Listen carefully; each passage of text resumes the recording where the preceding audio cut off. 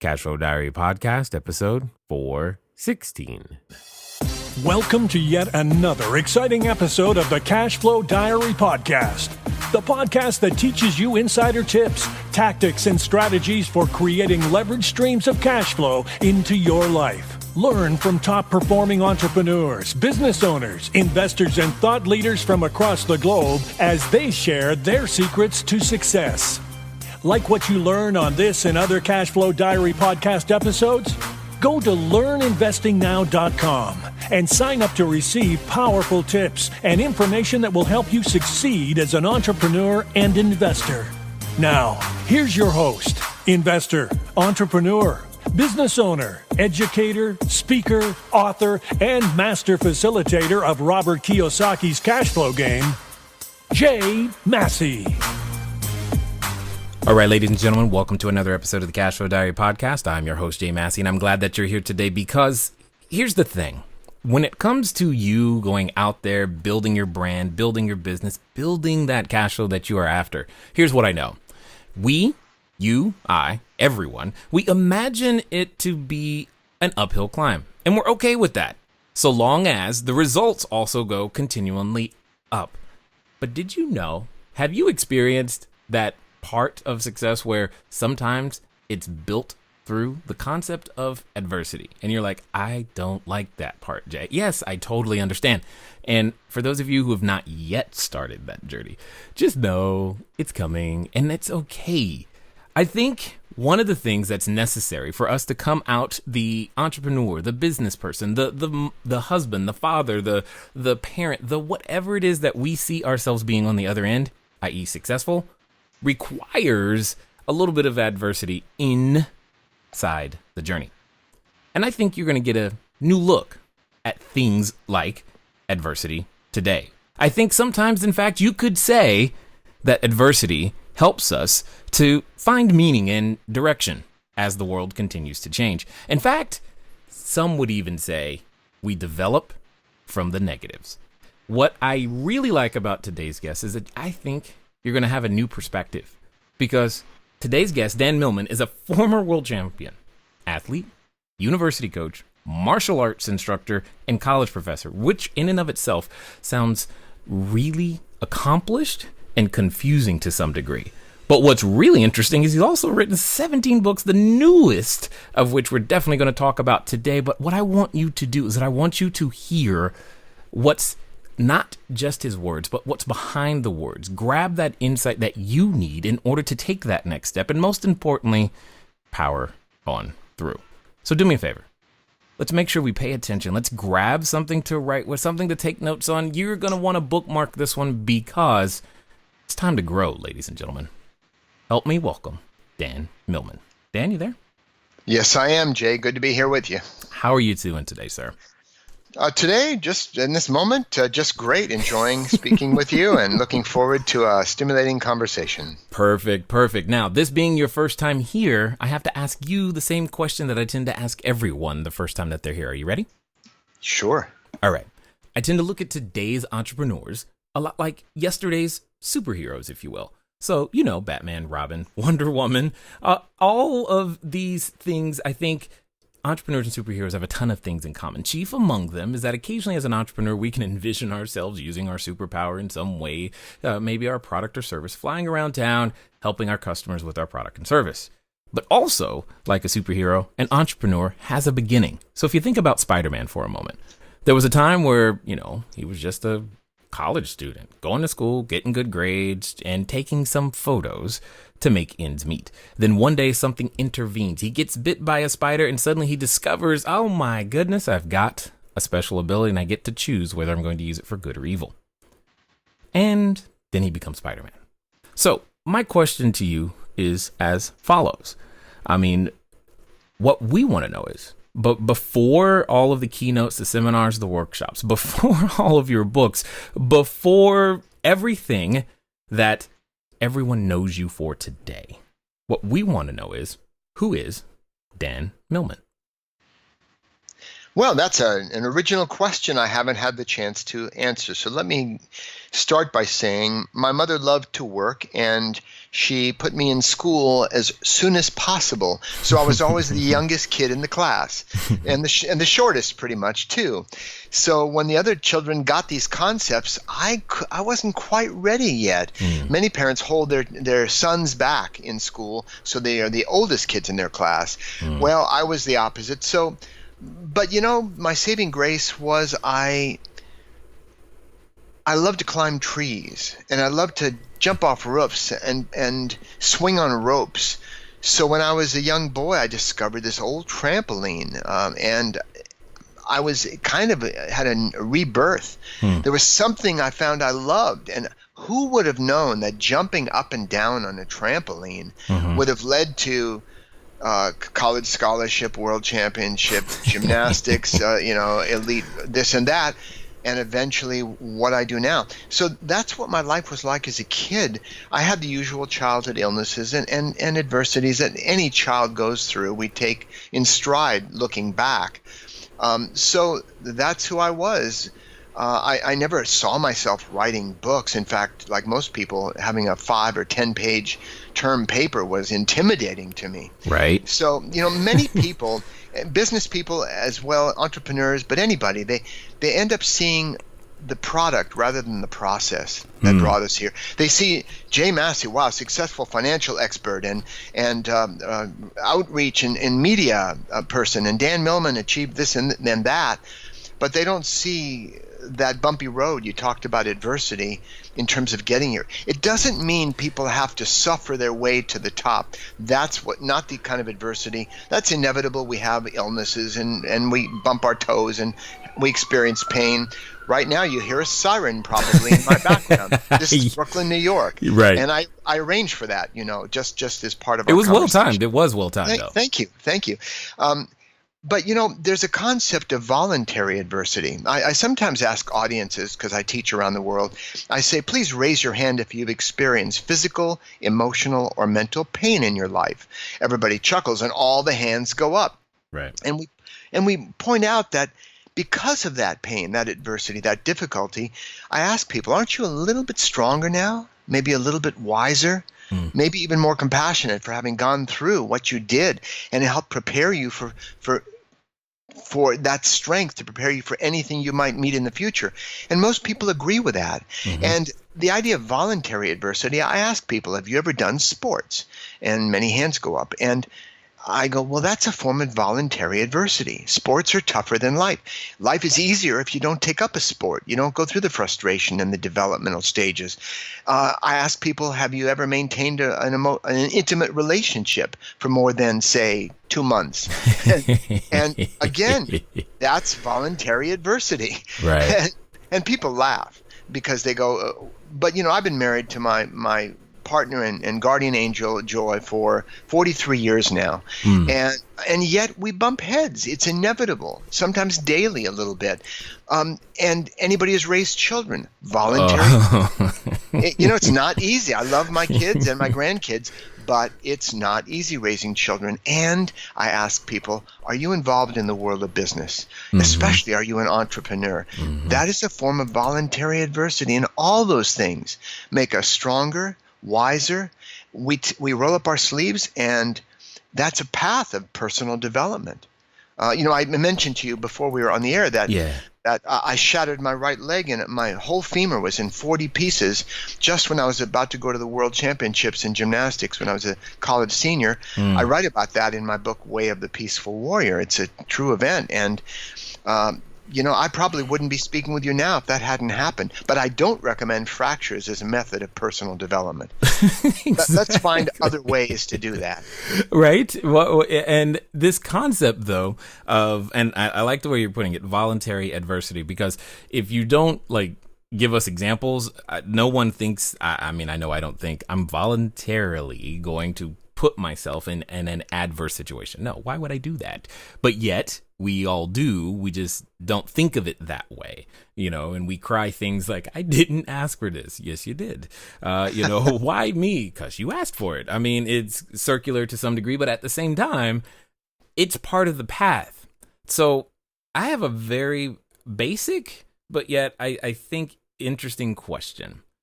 If that's, table stakes, if that's what it's going to cost for us to get to where we want to be, why do we resist so much? Well, of course, people talk about change, and they want certain things to change. Most of us, if life is going great, if we're in one of those grooves, we don't want anything to change. We want to hold on to that. But if things aren't going well, then we're looking for change, and eventually we realize we have more control over changing ourselves than trying to change everything around us to make it fit. So we all know this. All I can do is remind people of what they already know at deeper levels, but we tend to forget. Daily life is a form, as I see it, is a form of spiritual weight training. If you don't lift any weights, you don't get stronger. And, if I have to do 20, 30, 50 push-ups, it's hard. It hurts if you're going to your max. But if you don't do it, you don't develop. So I think, look, I was walking into the gym one day when I was coaching at Stanford University, and one of the gymnasts was stretching his legs. He was lying on the floor and stretching his knee all the way, straight leg, all the way to his chest. And the odd thing was I heard him muttering to himself, "Oh, I hate this. This hurts so much." I thought I'd walked into a Mel Brooks movie. I turned to him and I said, "Who's doing it to you?" And some of us live that way. We don't need to make our life more difficult, more strenuous, more stressful than it has to be. But stress is a part of life. The only way to avoid stress is don't care about anything. But most of us do care. We are engaged with life. So we have to take it on and accept the fact that, yes, it's difficult to make cold calls. It's difficult to become an entrepreneur and go through the insecurity and wondering if people are going to be interested in what we do. To be successful at what you do, you have to be good at two things. You have to be good at what you do, and you have to be good at promoting or marketing what you do, because you can't help anybody or serve anyone who doesn't know you exist. So, and nobody likes that. It's difficult. No. But I'm promoting right now. I'm talking with you. It's a media. My book just came out today, The Hidden School, and so that's what I'm doing. But yet we can have a constructive conversation at the same time. Well, and that's the thing. That's the thing is there's so many things that I think we grow up with that are anti the things that we often want. Mom says don't talk to strangers, yet I want a business, which is, okay, that means I got to talk to strangers. It's like how does all of that come together? How does that work? At the end of the day, there's so many paradoxes on the way. It's like, how is one supposed to make it and reconcile their ability to actually get there? Well, that's a question all of us have to ask. In other words, the central question, I think, of life on planet Earth for human beings is, how do we turn what we know into what we actually do? We all know it's good to exercise moderately almost every day. We know it's good to eat a healthy diet. Not perfect, but, basically an apple healthy. A day keeps the, exactly. We know these things. We know we have to put out effort in the direction, our desired direction. How do you do that? And what I've come up with is this: it's fine to dream big, but start small and then connect the dots. I found that that's so important because most of us make these resolutions that we're going to do all these things to get where we want to go. And often we bite off more than we can chew. And if we start small, for example, 30 years ago, I started teaching a workout. I call the Peaceful Warrior Workout because, that's my brand, kind of my theme, the way of the Peaceful Warrior. And it's a 4-minute routine of deep breathing, flowing movement, and tension release. I've done it every day, almost every day, for the past, almost 40 years now. Almost 40 years. I wake up every morning and I do it. No commitment. No, not at all. Not at all. Got it. Totally. But you know what? It's not that hard to commit 3.5, 4 minutes. The point is, a little of something is better than a lot of nothing. Simple is powerful. It gets our foot in the door. So that's why I say dream big, but start small. Just take a small action in the direction you want to go. And to me, that is very practical because it builds up over time. That's my experience in the whole Peaceful Warrior Workout, is a little bit of something, again, better than a lot of nothing. Well, what I find What I find interesting is that you bring up a good point. When we're starting something, anything, for whatever reason, we believe, okay, I gotta start. I'm trying to start at the top, and I don't want to start in small increments. But yet, it's almost like the concept of water. It's like one of the strongest forces on the planet, because it just slowly works and wears things down over time. But yet, no one, I know for myself, I often don't naturally go, hey, let's just do this in small little bite-sized chunks and we'll eventually get there. That's usually not how things start out. What again, another paradox. Where does that inverted process come from, and how do we put ourselves in a situation to where we're willing to submit to this school, to this training, to this process? I think I had a friend who was one of the most famous stuntmen who ever lived. He specialized in high falls. He was in many old movies, Papillon with Dustin Hoffman and Steve McQueen, I think. He did these falls that were like out of 16-story buildings, diving into airbags and so on. And someone once asked him, how did you start? And he said, oh, jumping off the curb. And that's what we have to do, because in terms of your question, Jay, people get so excited. They build this up in their mind. I have to do all these things at once, and it can be intimidating and discouraging. But if we just say it starts with a phone call, it starts with making a list and checking off one little thing at a time. The Chinese have a saying that you can level a mountain with a spoon with enough patience. But the challenge is that those first few steps, they feel so like uneventful, like I didn't really do anything. And I know for myself, we can have the tendency to discount them as even important or necessary. So we want to skip to the stuff to where we see, for lack of a better way of putting it, the results. Well, one of the truisms that I've found in my own life, and your listeners can agree or disagree, but I think it has a certain amount of sense to it, is we can control our efforts. We have the ability to control our efforts, but we cannot control the outcomes in life. We can't control by our will whether we sink a putt every time or make a basket or find love or succeed in business. But by making a good effort, we vastly increase the odds of getting the desired outcome over not making the effort. In a way, effort is success, because that's all we can really control. And if those who are willing to make consistent efforts over time are more likely to develop and improve and get closer to their goals. Indeed, indeed. Now, you mentioned something at the outset, the concept of change. And, well, today's world is changing every 15 seconds, it feels like. So as an entrepreneur, as I attack something, I maybe I see a problem or an issue or my business is growing, but how on earth do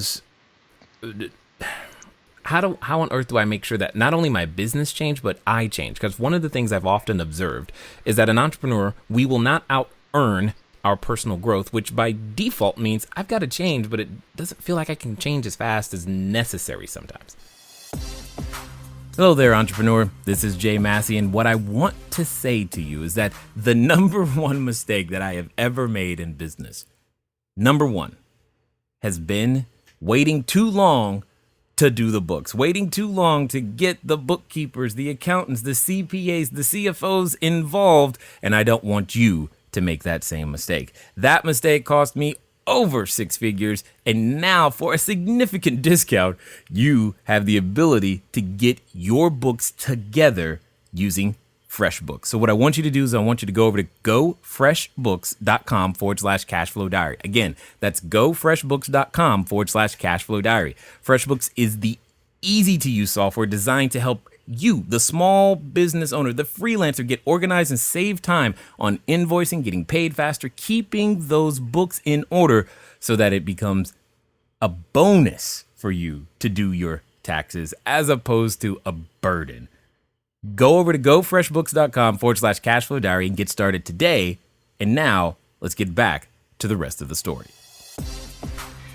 Well, I know many people interested in the field of business and entrepreneurship, and they want to succeed and achieve. They read many books on how to do this and copy the people who are successful. And if you just model them and do what they do, you can be great too.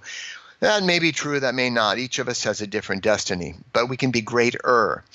A woman named Barbara Rasp once wrote, "The lesson is simple, the student is complicated." And we complicate our lives in so many ways. For example, something I have in one of my books, just a brief quote, to progress toward your goals and to reach your dreams, please choose one of the following methods. Now, I'm about to relate 2 methods to reach our goals and achieve our dreams. The first one is very popular, but the second one is the one I really recommend. Here's the first one. Find a way to quiet your mind, create empowering beliefs, raise your self-esteem, and practice positive self-talk so that you can find your focus and affirm your power to free your emotions and visualize positive outcomes so that you can develop the confidence to generate the courage, to find the determination, to make the commitment, to feel sufficiently motivated to do whatever it is you need to do. Whew. That was a lot. That's a lot. The second method, you can just do it. Because life always comes down to that. What will you do? Many of us are focused on having the right thoughts, positive attitude, positive thoughts, and a quiet mind, and the right emotions like courage, confidence, peace, happiness, love. But we have less control over what emotions pass through us, like the weather. We have less control over what we happen to be thinking. We don't have spam filters in our heads. All sorts of thoughts arise. I will Positive, take one, negative. though. I will take one. Wouldn't that be handy? But we can control what we do, no matter what we happen to be feeling. That's a real form of liberation, very practical.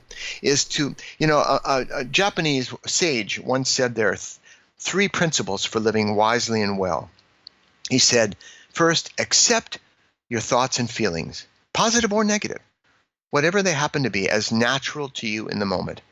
By accepting them, just let them arise, notice them, and move on. The second thing is focus on a goal. What do you need or want right now? And the third is do what needs to be done in line with your goals, no matter what you happen to be feeling and thinking. This is a radically different approach to living than the complicated path of fix your emotions, fix the mind, make the thoughts just right, and read 26 books on this, and underline and highlight them. I sometimes ask people, how many of you have read a book on positive thinking? Lots of hands go up. And then I go, great. How many of you have had only positive thoughts for the last, say, week? All the hands go down. But people believe if I'd underlined it, if I'd done all the exercises, I'd be having more positive thoughts. It's very complicated and slow, and it frankly doesn't necessarily work. Yeah. But those who learn to focus on what do I need to do now and just do it, again, small, start small, but do it, that makes a difference over time. Yeah, I can hear that. So let me ask this. For those who may be in the same situation as myself and may not be overly familiar with your bodies of work, let me ask probably a very basic question. What is a peaceful warrior? Yeah, for those not familiar with my work, I would define a peaceful warrior as a balance. In other words, all of us are peaceful warriors in training because every one of us is striving to live with a more peaceful heart, less stress, more inner peace, and so on. But there are times in our lives, and you know this very well, Jay, and your listeners do too, there are times in our lives we need a warrior's spirit.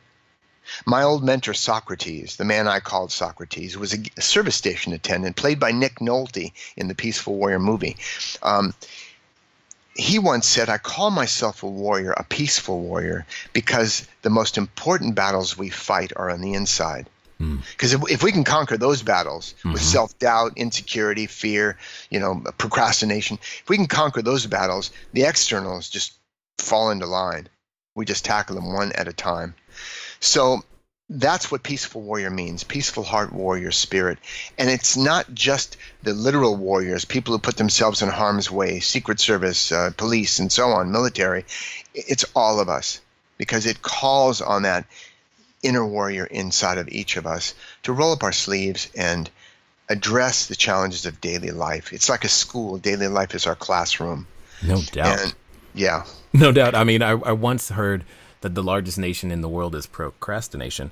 And the idea of being able to no longer be a part of that nation in peace sounds really, really pleasing to the ear. And now with your latest writing, the Hidden School, I mean, I gotta ask, if it's hidden, how do I find it?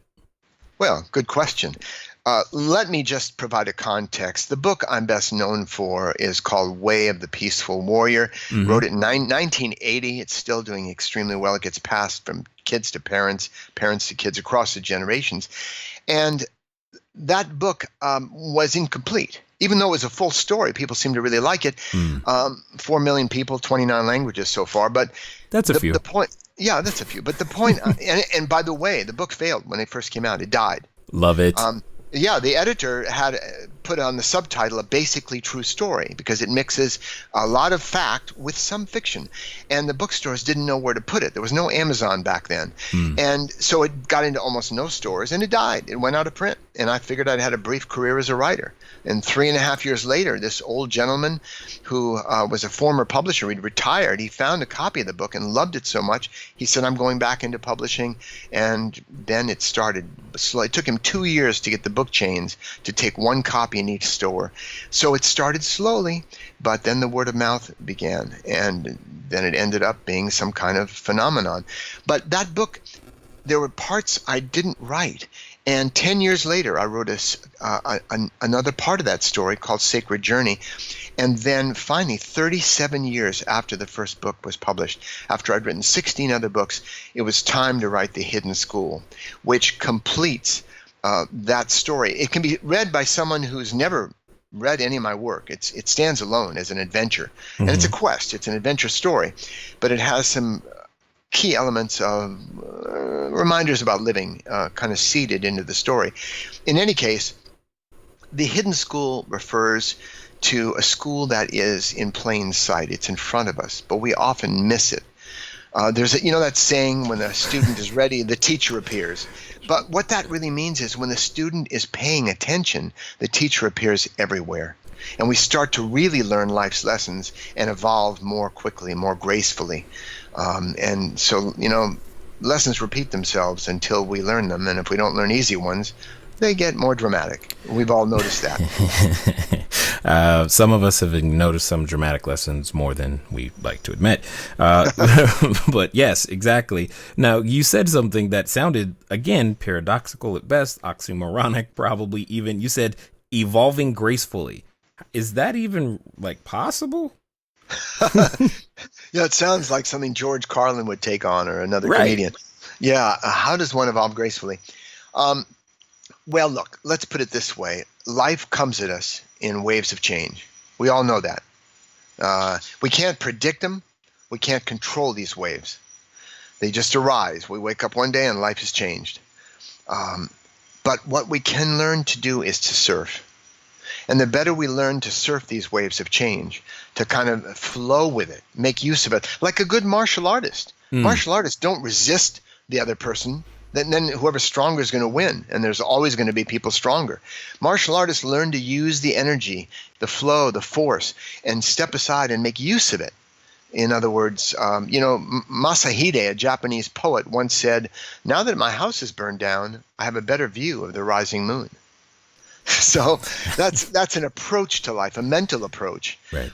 Where we learn to flow with what happens to us as much as possible. We don't have to pretend to like it all the time, but we say, how can I use this to lift? How can I use this as a form of spiritual weight training and get stronger from it?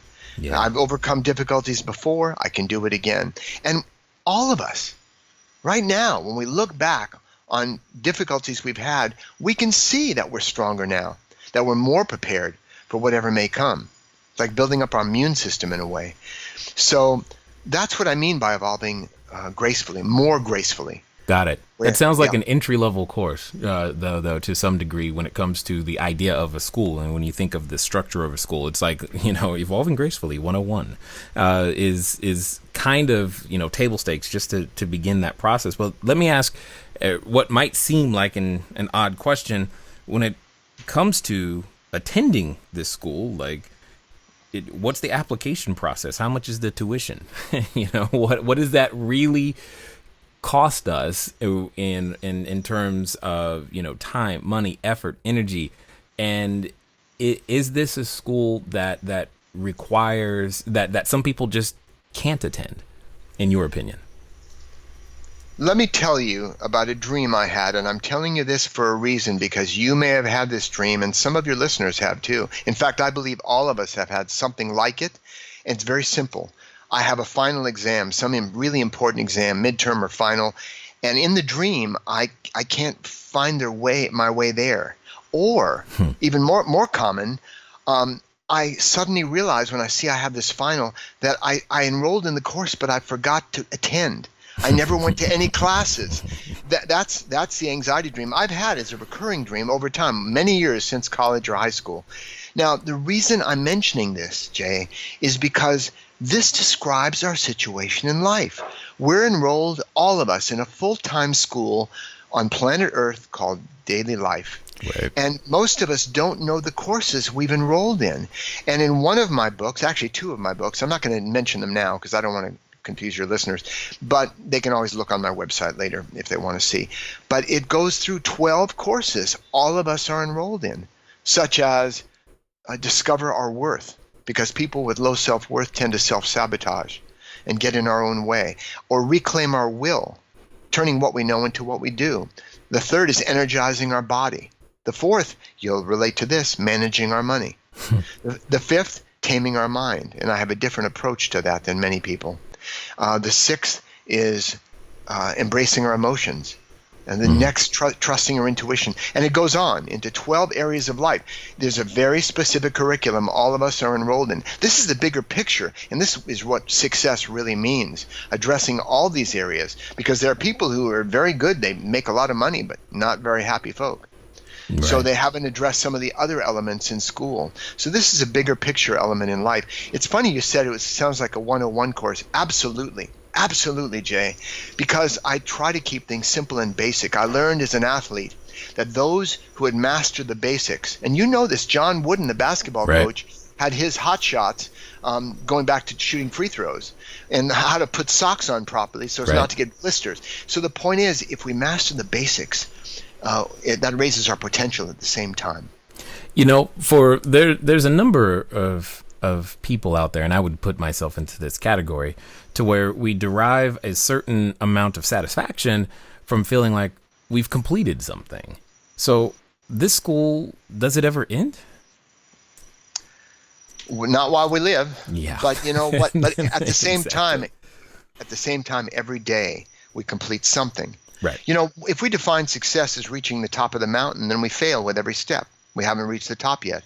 But if we redefine success in terms of the law of process, of every step in the right direction, then we have many successes every day. We take a step in the right direction.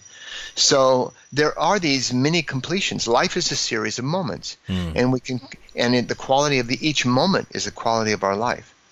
Indeed.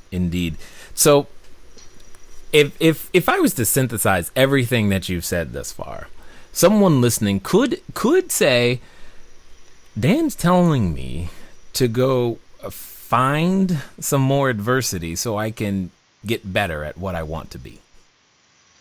You don't have to look for adversity. But as I said, if you do business, if you raise kids, if you're in a relationship, you've already found it. Right. It's not just bad things that happen like accidents or illnesses. Sure. You know, we all know, I mean, Scott Peck, he had a famous book. I forget, what was it? Maybe there was the 7 Habits. But he started it, life is difficult. That was the first sentence. And we have to face that. That's why we're all peaceful warriors in training. To expect it to be easy. Somebody once said, why does life have to be so difficult? I said, I can tell you how to make life much easier. Let's see. Never take on any responsibility. Don't form any intimate relationships. Don't have kids. Don't get married. Just kind of live in a little trailer in the woods somewhere. And life will seem simpler in many ways. But is that what we're here for? Are we here for easy? Well, yes, we can make things easier by doing things efficiently like any good athlete or martial artist. But we're not here for easy. No. Yeah. I agree with you. We're not here for easy, but okay, let's talk about those moments when we feel that way. We're like, it can be easy, or, you know, I'm opting out of life for now. Today, adulting is not happening. So, you know, this is what we're doing. But yet, at least for me, even that feels like adversity because I can't stay in that state and go, I feel like, I don't know, like it's still hard to stay in that state because it's like I can't just sit around and do nothing. There's stuff to be done. There's growth to be had. There's more to see, to do, to interact, and people to help, etc. So I don't even think that's a solution. Doing nothing is very difficult. I find that many vacations, recognizing that life is a series of moments, we all have enlightened moments, stupid moments, we all have moments of rest, moments of work, and to appreciate all those moments. They balance each other out. And it's really, there's no way to put my work. That's why I had to write 17 books. There was a man named Stanislaw Lek who wrote a book called Unkempt Thoughts. And he once said, I wanted to tell the world just one word. Unable to do that, I became a writer. And so, they say you teach what you most need to learn. I must have needed to learn a lot, Jay, because after 17 books. But there's a kind of culmination, a higher teaching that reminds us essentially of the value of our life. And it helps us to do what we take for granted, to appreciate our everyday life, the opportunity to have a life as a human being on planet Earth, how rare that is. And that's one of the central themes of the Hidden School. There's even a meditation I teach in that book, believe it or not, a 4-minute meditation. My favorite place to do it is on the subways here in New York City, between stops. And this meditation is on the process of dying and what we give up as we die and what we have to relinquish. It's both a rehearsal for death and a profound rehearsal for life. And that's toward the end of the book, because it helps us to remember the value of our lives, the difficult moments, the easy moments, all of them. Nice. Well done. Well done. I like what I'm hearing. And in fact, I'm going to take a stab and say that there's a number of people who have listened this far and they like what they're hearing and they want to find out more. They want to find out more of, what you've got going on, find out maybe where they can catch up with you, even possibly grab a copy of your latest and greatest. What's going to be the best way for them to find out more? The simplest way is to visit peacefulwarrior.com. And so we renovated our site. It's a really pretty site, and it's, I hope, user-friendly. And the book is featured there in all my books. There's even a free life purpose calculator people may find intriguing. They click on that calculator, they can get some sudden, instant insight into some of the core issues of their own life path. Awesome. A life purpose calculator. I'm hoping the numbers add up right now. So that's good. Now, before we go, though, I have one more question. I'm kind of interested in hearing what it is that you're going to say, because I think it's going to be unique. Let's pretend for a moment that there's a number of people who are listening. And in fact, there's one person listening, Dan, who's standing on the precipice, that edge. They think, you know what, I'm going to throw my hat into this ring. I'm going to do this entrepreneur thing. Or they're going, you know what, it's time. I've done 6 figures. Now it's time for 7. I've done 7. It's time for 8. 8 going for 9. They are ready for it.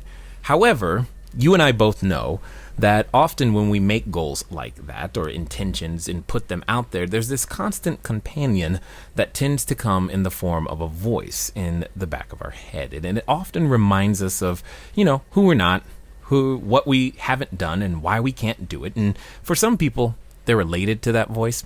So my question to you is as follows. Let's pretend that this time they're going to follow through. They're actually going to do what you suggest, and they're going to do so in the next 24 to 48 hours. What would you suggest that they do? Well, I mentioned it before, and I'll say it again.